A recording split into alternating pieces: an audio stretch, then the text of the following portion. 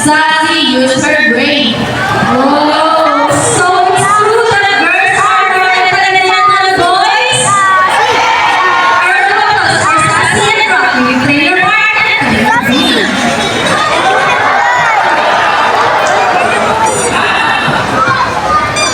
Girls are particular to be intelligent and personal.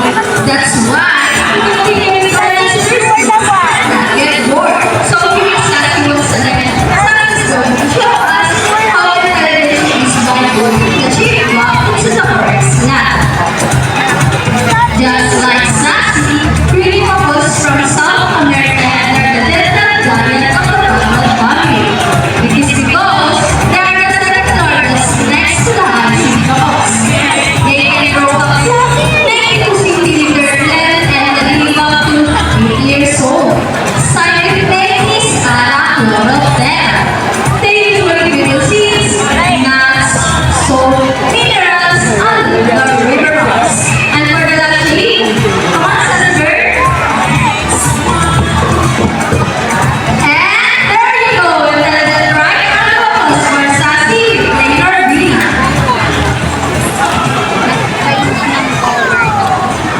Now guys, who loves fun? All of us here knows the issue, right?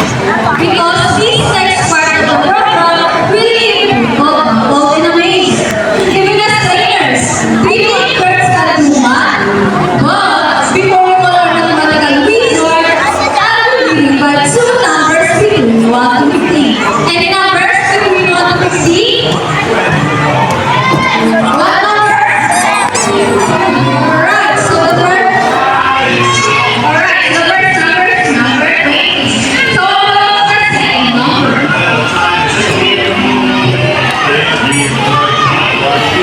Alright, so the second number is number 4. So the equation is 20 plus 4. Let's see if our mathematical wizard can solve this equation. But first, try your work to shuffle the numbers.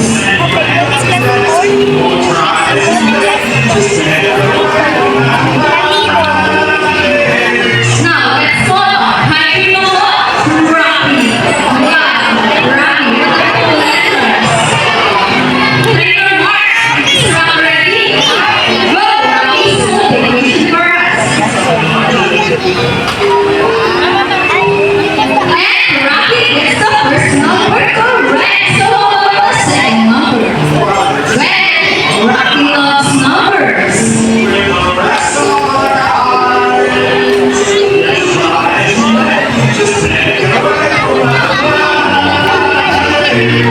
And he gets the number 4. So 20 plus 4 is equal to 24.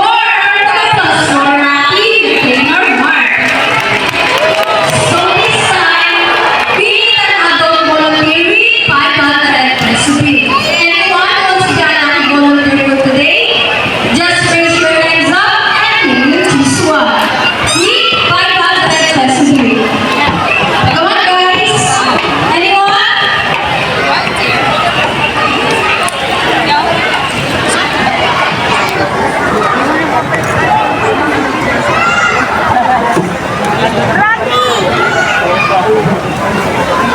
Oh, I think you got it all. Nice, sir. Please come here on stage.